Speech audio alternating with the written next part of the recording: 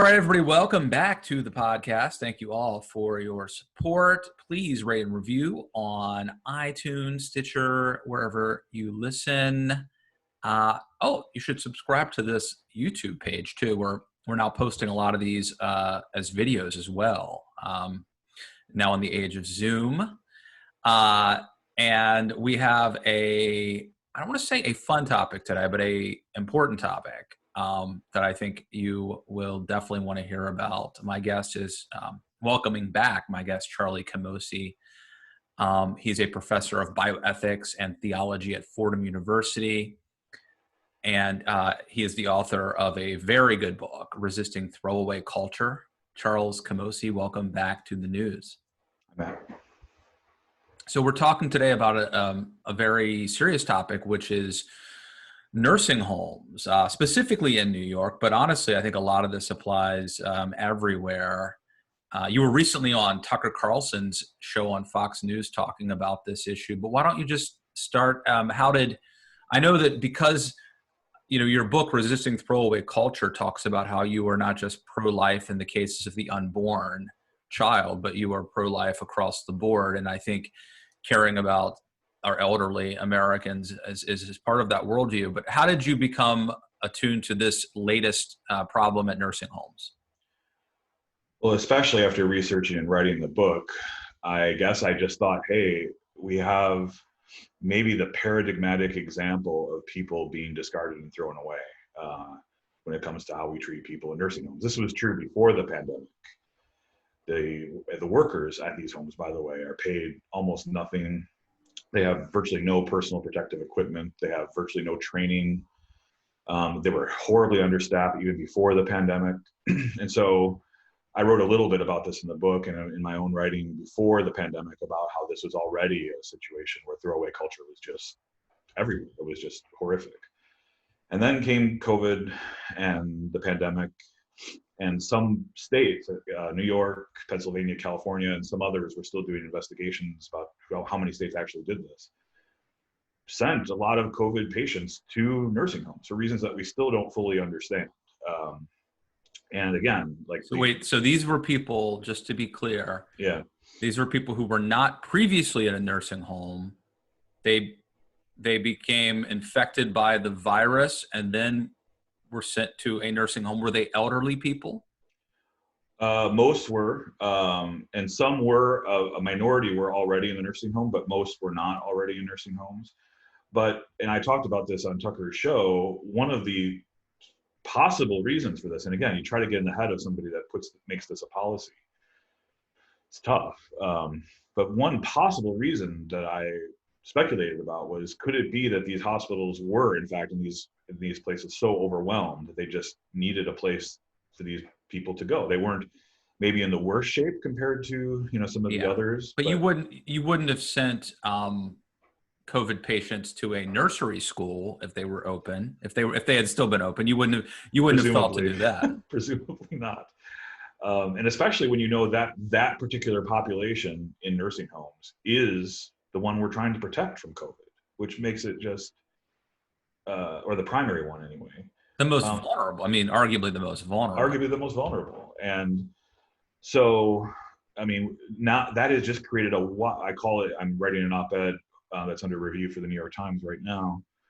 I call this started a wildfire of infections and death, which we're only seeing burn most brightly right now in these big states. But for my research for the op-ed, Illinois, half of their deaths have come in nursing homes. And in general, across the country, it looks like about half right now. And it's only gonna, in my view, it's just only gonna get worse. Because again, we focused our PPE, we focused our training, we focused our staffing on critical care units in hospitals, ICU units, ERs. And we're only now just starting to realize what a mistake it was to abandon these nursing homes. I mean, obviously I want to come back and talk about COVID specifically, but let's just talk about nursing homes in general. I mean, I've often thought that James O'Keefe should have done, those sting videos where they go into Planned Parenthood. Yes. Yeah. I always thought he should have done a sting video in a nursing home, because because God knows what goes on there. Old people, the elderly, um, we, so, I mean, the unborn, they're not, they're not seen, so we can pretend they don't exist, right? But babies and young people, we love, and we like fetishize youth in this country, Yes, right? we do. We love young people. Yes, we do.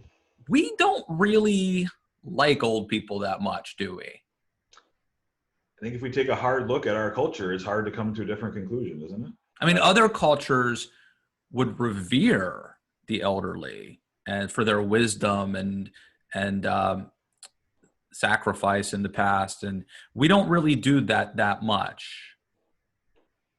Part of what I talk about in resisting throwaway culture is how consumerism plays such a role in throwaway culture, and how populations, like you said, like if a baby is welcomed, I call it prenatal child, is welcomed and wanted, then we don't refer to it as a fetus and something that can be discarded, right? If it's going to be a net burden on you, or it's unwanted for some reason, then we switch our language and talk about fetus. Well, we talk about,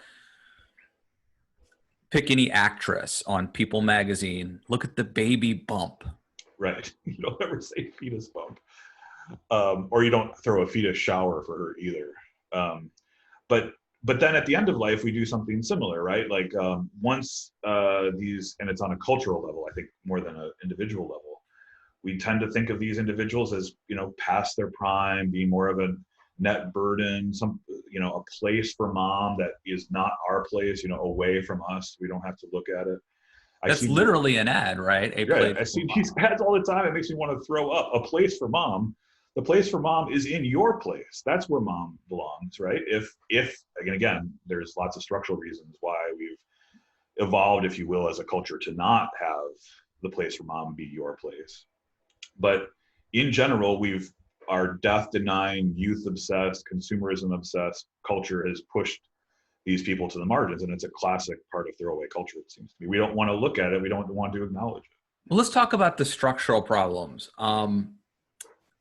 I think personally that having grandma live in the house would be awesome because she could help watch the kids. You know what I mean? And like that's Right. how cultures used to exist. But what if grandma had? I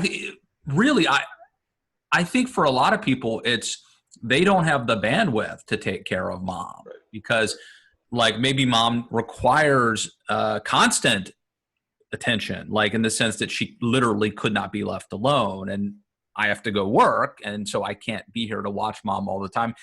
Hiring someone to come in the house could be very expensive, cost prohibitive, and how good is the person we hire going to be, and what Right. if they call in sick? Now I can't go to work. What could we do as a culture to mitigate that problem so that we don't send them off to shady acres? Right. Well, I mean, there is one thing we can do, and that's make shady acres better. So one thing I'm calling for in the op-ed I'm writing right now is that we do put the resources into shady acres to pay these workers a living wage, even more than a living wage, and to have regulations that are enforced. Elder abuse is a terrible thing, but the ideal, of course, would be home. It was interesting to see Elizabeth Warren's candidacy. Some conservatives say, well, she used to not be so bad. I think she wrote this book called The Two-Income Trap.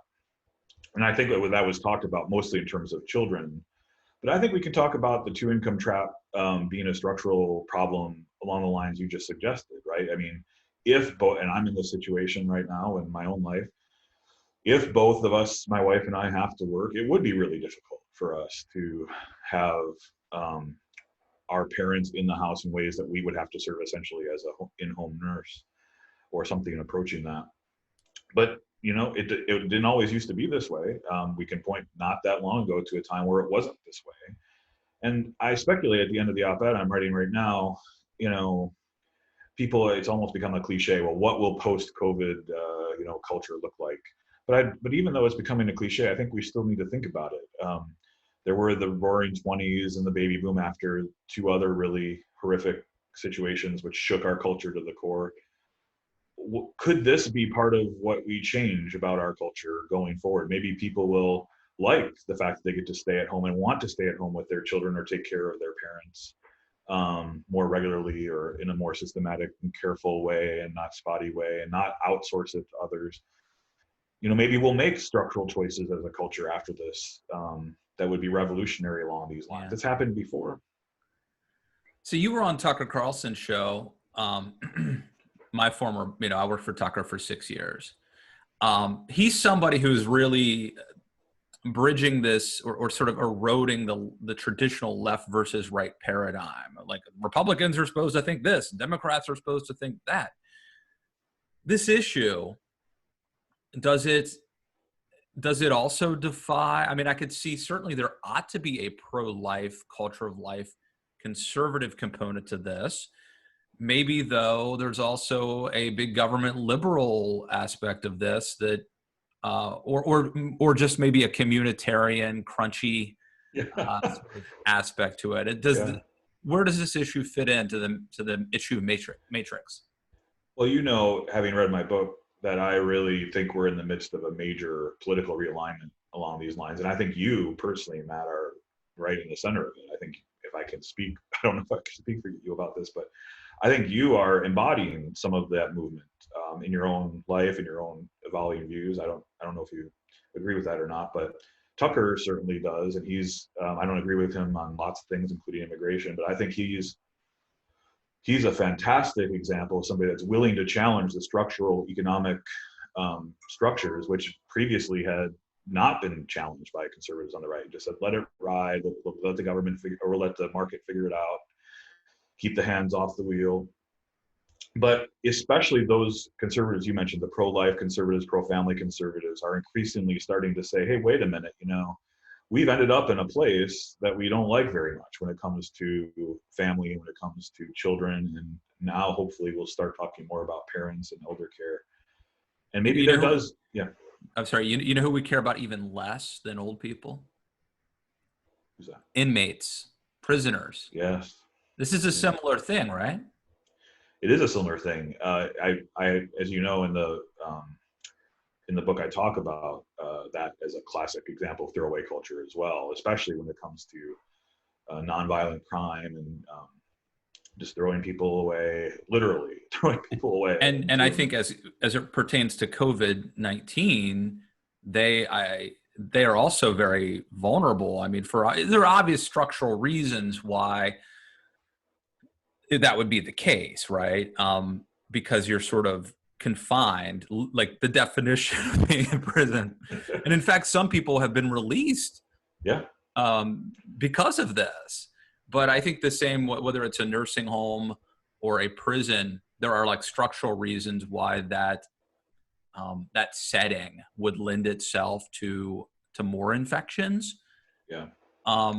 But I also don't think people care that much. Like I don't hear a lot of hand wringing or about how we have. I mean, I wasn't planning to talk about this, Charlie, but like prison rape would be something that I think you and I don't, but people joke about it. People tolerate it.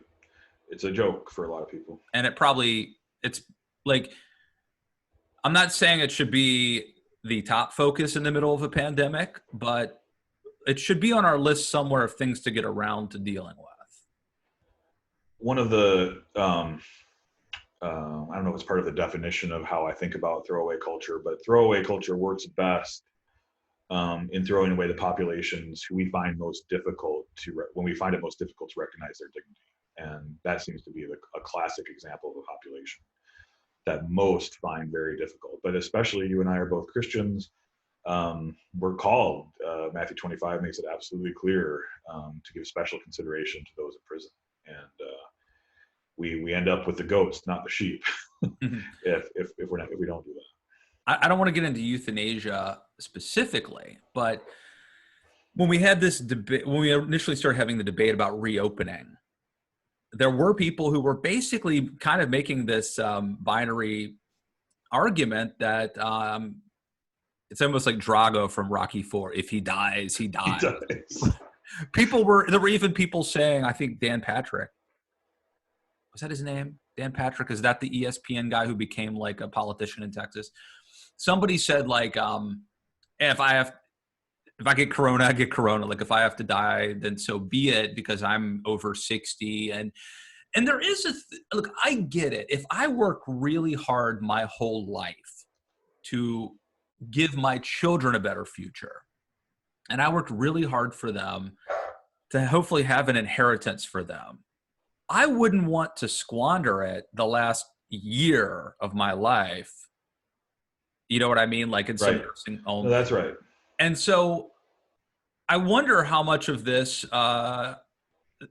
the parents, the grandparents are complicit in this scenario where they have been, sequestered essentially into a different part of our America. Yeah, it's interesting to think about, isn't it? What expectations do our parents have for what they deserve from us? And one of my favorite bioethicists, guy, he's retired now, but Protestant at Valparaiso, Gilbert Mylander, wrote a famous article, at least in my world, called "I Want to Be a Burden on My Family." And I love it. and I think that's, I mean, he's turning the cultural expectations and structural expectations that we've talked about already on its head, and saying, it's actually a good thing. It should be expected that you would be a burden on your children. I basically inculcate that into my kids. I don't know if it's going to work. I haven't tested it yet, but I basically tell them, like, this is expected of you. This is expected of you. And first, your training will be when you become my designated driver. You're going to drive Dad from bars to baseball parks at some point, when you turn 18 or 16 or whatever. One of the foundational things that I think especially religious ethicists and thinkers push back against in our culture is this idea that all of our expectations, ethical expectations, are chosen, right? That our culture tells us it's only things that you choose to be burdened by or choose to have obligations toward that really obligate you. But we're at pains to point out that, honor your father and mother is a commandment that you never chose anything about. You were just given your parents, and you have to honor them, right? Right. And in many cases, children just show up in your life in ways that weren't chosen, and you have an obligation there as well. And you meet the stranger on the street, or you encounter, I talk about in the book, the culture of encounter being the counterculture to the throwaway culture. If you just encounter people, you're just burdened by the encounter in some ways. So I'm trying to suggest that's not the right way to look at it. In the Bible, it talks about the widow and the prisoner, and and honor thy father and thy mother. And then there's a great Johnny Cash song about the man in black. Yeah. You know that song? Yeah. But so here's an interesting question, I think, since you were on Tucker Carlson's show. Generally, I think Donald Trump has been a net negative, right? Obviously, I don't think he subscribes to any of the worldview things that you and I subscribe to. Hard to find evidence for that, yeah. But I do think that by creating this world where he has really torn down the establishment and the paradigm and our assumptions about what is possible and what is not possible, and institutions, like, a lot of that's bad. But I also think that once he's basically torn down some of this scaffolding, it is an opportunity for us to rethink things. And I feel like this focus, I mean, I have been, by the way, I mentioned I've had that James O'Keefe idea for a decade or more. That some pro-life conservative should do a undercover sting video and expose nursing homes. I don't think they ever did it. It was always like Planned Parenthood or whatever, or media outlets. The reason they didn't do it, all the reasons that you and I have been talking about, because no one cares, because donors don't care. Donors don't fund exposing nursing homes. They fund another good cause, which is, the right to life. And sometimes they don't even fund that, but that's a whole nother, right. That's a whole nother topic. Right. But my point is, I've been doing this, Charlie. I have been podcasting for like over a decade. Right. And although the vast majority of my writing these days is about Donald Trump, like in the past, like I wrote a column at The Week that was very weird. I wrote a column about angels at one point. I'm not joking. I mean, that is awesome. So I covered a lot of ground. That is awesome. We got to talk about that offline sometime. But I think this is the first conversation I've ever had about nursing homes.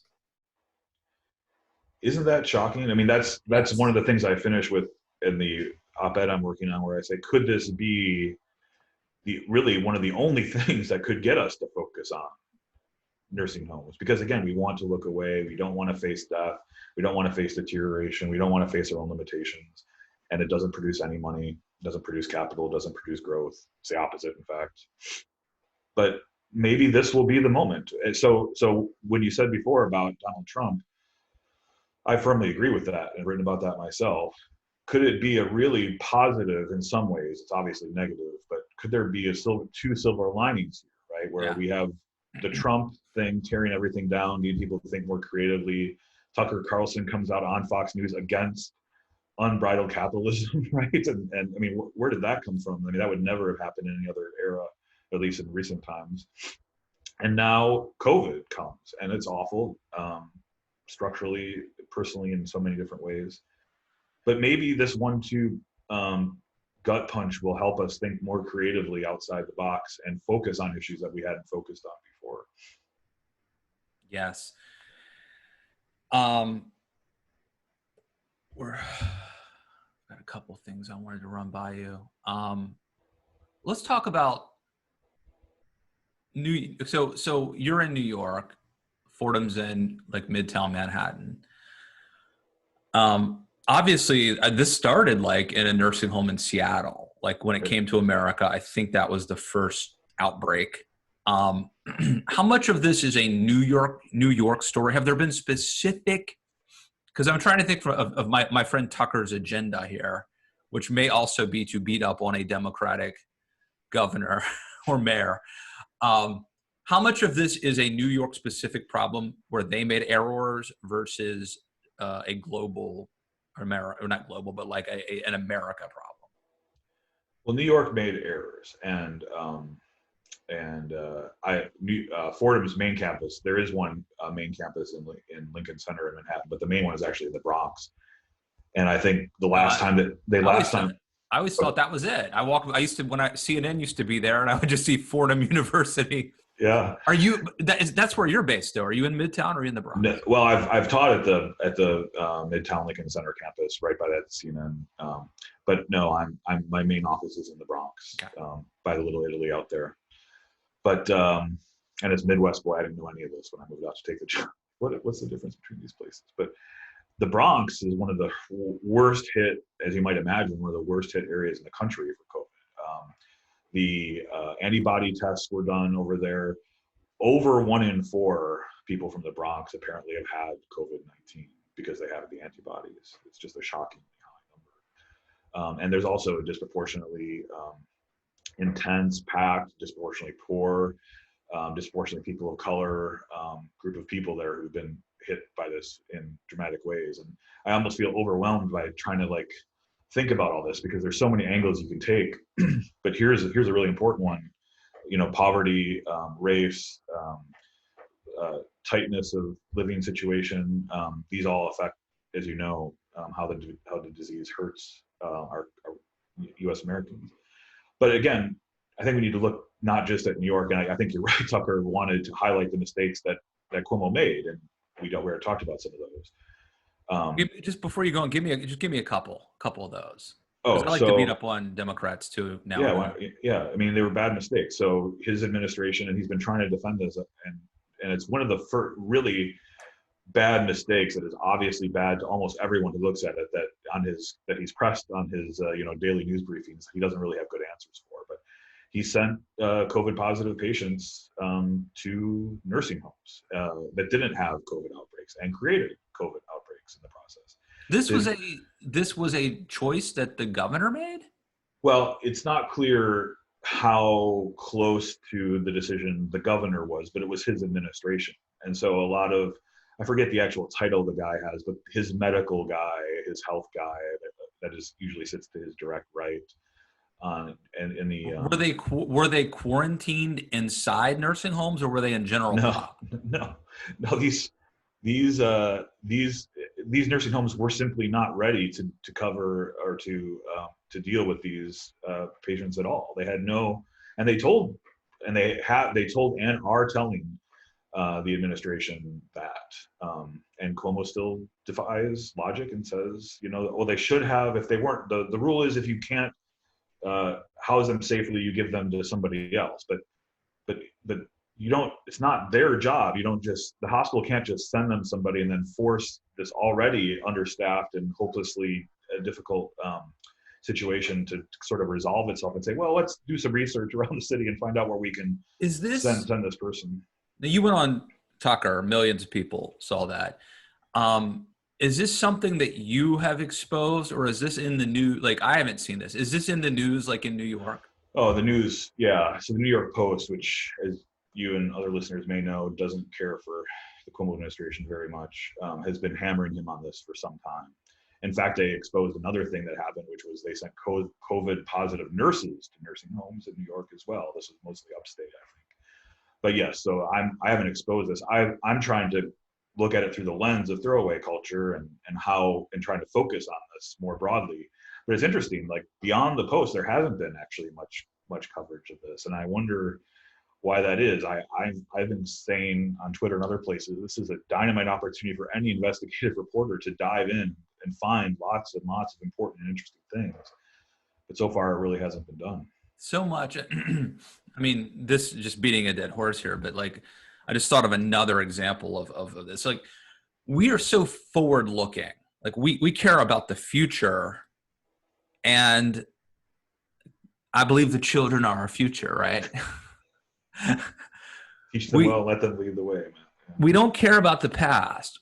We don't want to dwell on the past. Like one time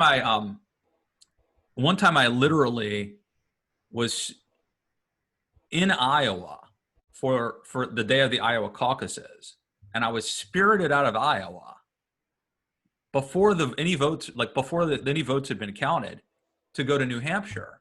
And the reason is the day after Iowa, now we're on to New Hampshire, and we're sitting here at a coffee shop in New Hampshire, right? Which is fine. Like, I get it. That's fine. Showmanship, not a big deal. But I always thought that like really underscores how much we don't want to even spend the next day hanging around the state that is yesterday's news, right? It's on to the next thing. And I think that plays into why as a culture, it's not just consumerism, it's just also like this obsession with the next thing, the new thing.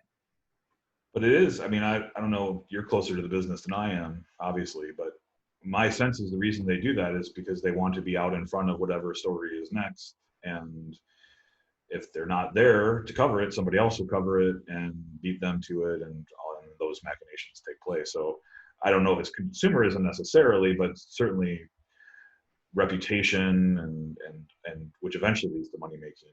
Yeah, I'm saying there are plenty of legitimate business reasons, but my point is not to criticize the cable news industry. I believe the reason they do it is because it works, because that's what the public wants. And I think that there's something about the public that is not interested in what just happened. We're interested in the next thing. Yeah, that's true. And I think that plays into why we care more about young people than we do. Think about voting. We're always worried about who are millennials voting for. Right. Well, as Joe Biden demonstrated, it matters a lot more who old people are voting for, but we don't care about them. Right. That's right. Because they're the future, right? We want to be out in front. We want to be on the edge. Yeah. That makes good sense. And everything about this story pushes back against those tendencies. But again, is it possible that we're only, I don't know how long this is going to last, but I don't think we're even at halftime of this pandemic and of this cultural moment. Maybe this is just ivory tower, out of touch professor talking, but is it possible that could be one of the things that goes away, or at least is modified in certain ways, especially once we see the death toll? I mean, I don't think I mentioned this yet. Last week, 90% of the deaths in Connecticut were in nursing homes. 90%. This is going to be if this is covered fairly, if this is covered the way it should be covered, this is going to be a monster story. Almost all, and we're going to have to focus on it, right? But instead of, I have to say though, instead of that being a scandal, I think some people will see that as, it's, don't worry. Haven't you heard this where it's like, don't worry, this is only getting people over 65. Don't worry. So it's okay. Don't worry. Right? And here's another one to throw at you.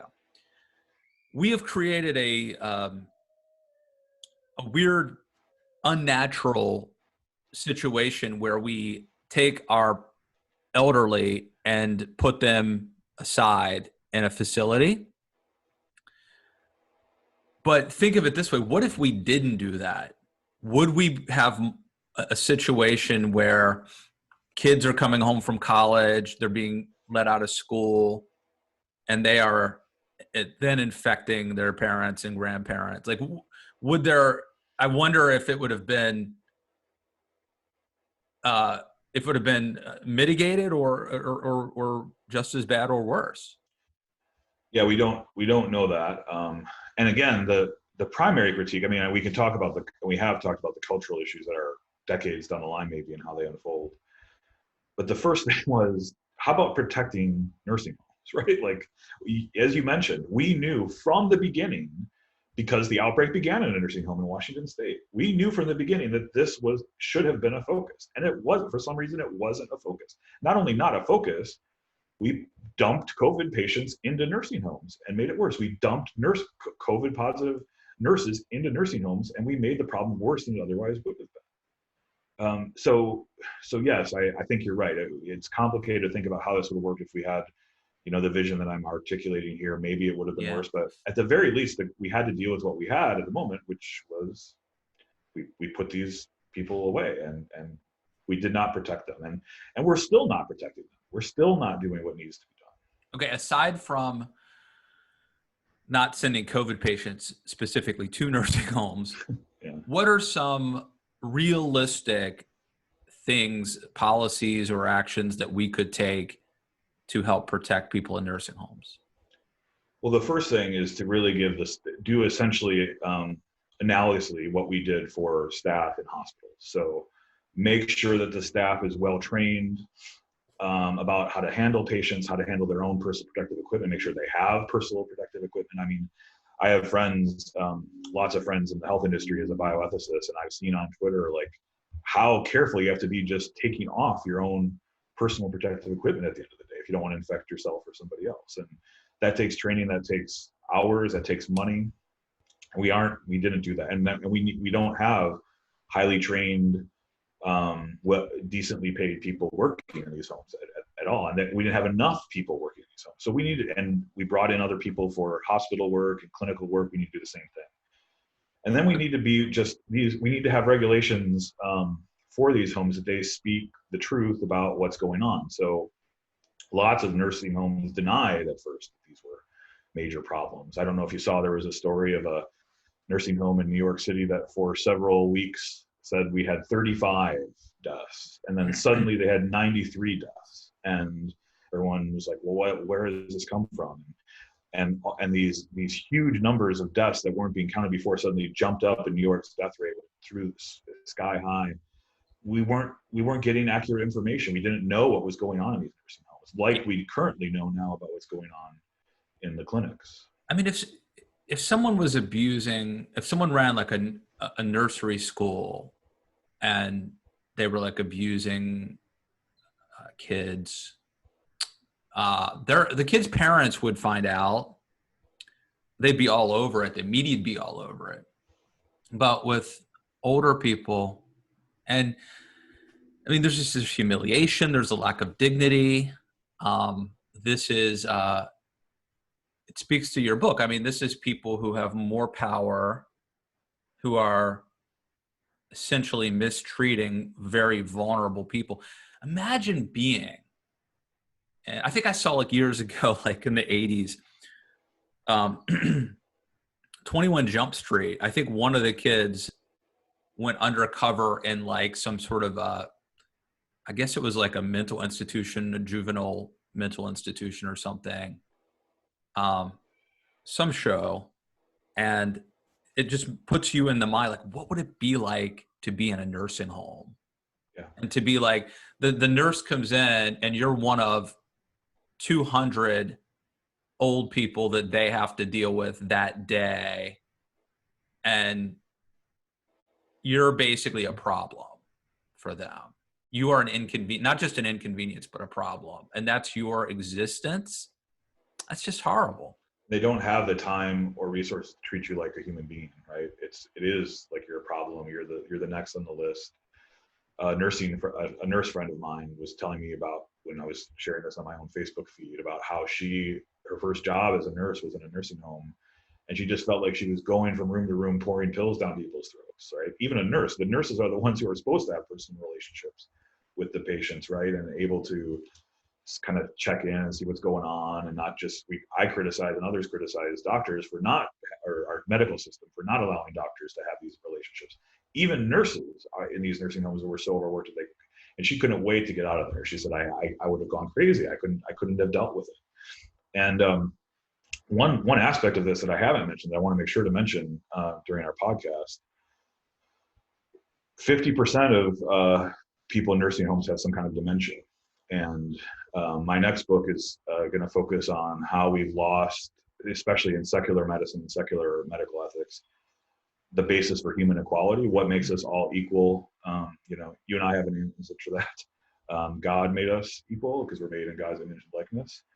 Since we've abandoned that as a criteria, we've really struggled to come up with what makes us all equal. Is it autonomy? Is it rationality? Is it ability to choose? Is it something else?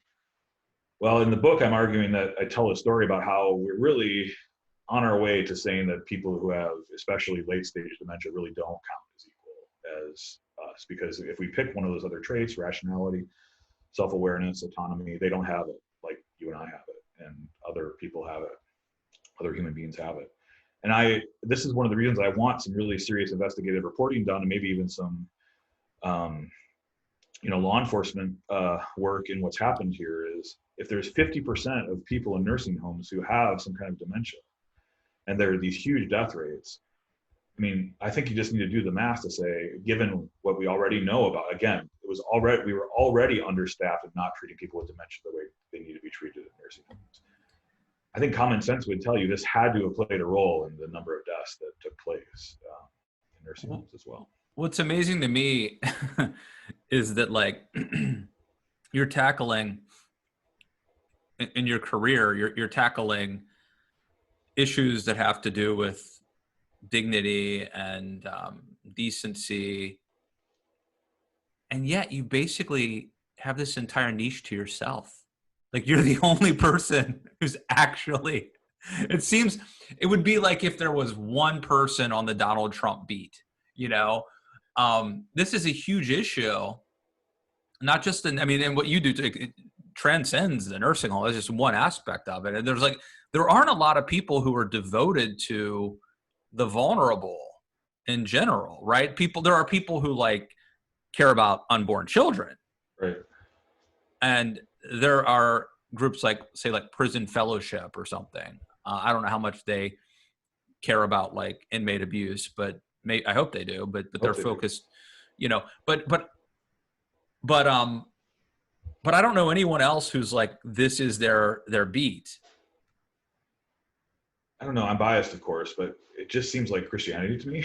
It just seems like the gospel to me, and it should be, yeah. Yeah. I mean, I go back to, the verses probably better than I do, but when they talk about the widow and the prisoner and caring for, honoring thy father and thy mother. It's all there, but conservatives care about some of those, and liberals care about the immigrant and the refugee, and but some care about the disabled and older people. But not everyone few people put it all together. And maybe that's something that a lot of people in my circles argue about, related to something that people in my circles argue about all the time, which is we've become so nationalistic in our politics, and it's infected our theology, too, to the point where we kind of create our own theology in the image of our national politics. And so, we end up, I mean, you've heard it many times too, oh, that's a theological liberal, or that's a theological conservative. I don't even know what those terms mean. Like, in fact, the Jesuit magazine, America Magazine, made an editorial decision a few years ago to stop referring to left and right, liberal and conservative in a theological context. I think it doesn't make any sense. And this is why I'm, again, hopeful about our current realignment. Will this be an opportunity, especially for people of faith, to take a step back and say, well, wait a minute, my primary loyalty is to the gospel, not to these categories which seem like they're on their way out anyway. Could it be an opportunity for not just Christians, but all people of faith to say, where is my source of ultimate concern, to use academic language? Is it in these, left-right political battles, or is it, something more fundamental, more foundational? So, you're doing important work like popularizing this problem, because I don't think it's like spreading negativity or gloom. I think like nothing is going to change unless people know how bad this is and are forced to confront it. So, there are people like at the New York Post, I guess, who are doing some of the investigating and reporting. You are helping popularize this. I guess if you would talk about that part of your mission and talk about going on Fox News, I mean, what that was like for you, and what the response has been, how it felt from your standpoint. Well, as I talked about with you before we started recording, I've been on a few times now. He had me on, Tucker had me on to talk about euthanasia at first, and which is another issue. If you look at it from the right way, it doesn't fit into left or right categories as well. But I have to admit, I had some hesitation at first. I'm a part of the Academy, and the Academy in general can't stand Fox News, and many can't stand Tucker Carlson. And so I had to do some soul searching. If I do this, it will allow people to put me into a kind of box if they want to. But at the end of the day, I thought, I'm approaching this from a standpoint which really isn't liberal or conservative. Can't be.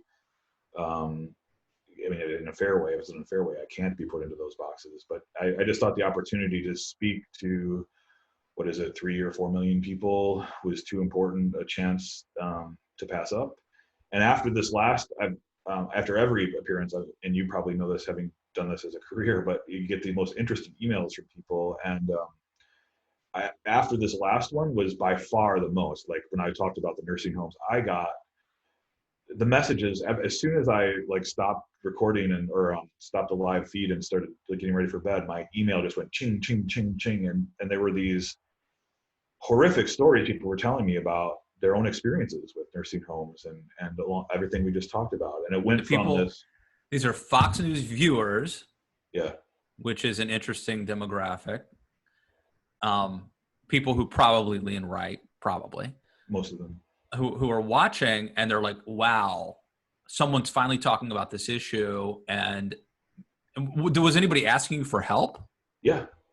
I mean, in fact, one of the most moving emails began that way. Said her opening line was, "I don't know if you can help me or not, but," and she was one of these workers in a nursing home in Connecticut, and just described a horrific situation where she was forced to work essentially with COVID positive patients without the right equipment, and was convinced that she had been infected with the virus, and was talking to management, talking to whoever she could, and saying, I think I got this, I shouldn't be here.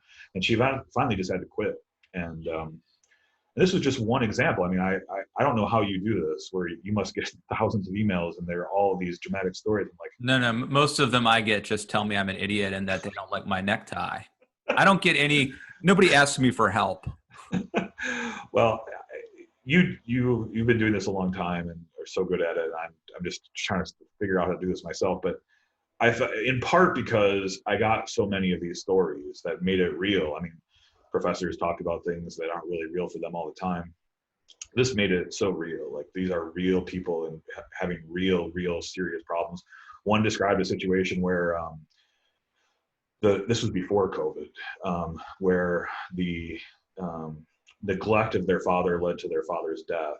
And the nursing home, this is his version of the story. I can't verify it, obviously, but the nursing home, according to him, changed the records so that it wouldn't be revealed that it was neglect of his father that led to his father's death. And they went on this campaign, this legal campaign, to try to show it was the case. And again, this is this person's rendition of the story, but according to him, the regulations and laws that govern nursing homes in his state were all written by lobbyists for the corporations and people that own the nursing homes. And so they were ready to fend off these kinds of legal inquiries, which is why I think, going back to the fundamental change, you can nibble around the edge of these problems, but unless we come to some sort of fundamental shift as a culture about this, my early sense in diving into these questions is it's going to be really difficult to have the change otherwise.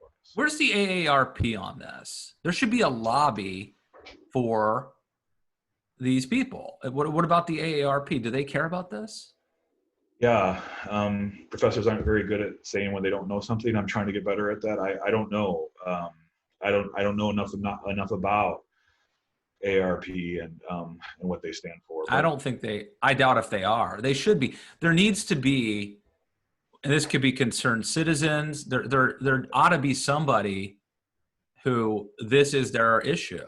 This is the primary issue. I mean, my wife helps put on this lunch every Wednesday for the conservative movement.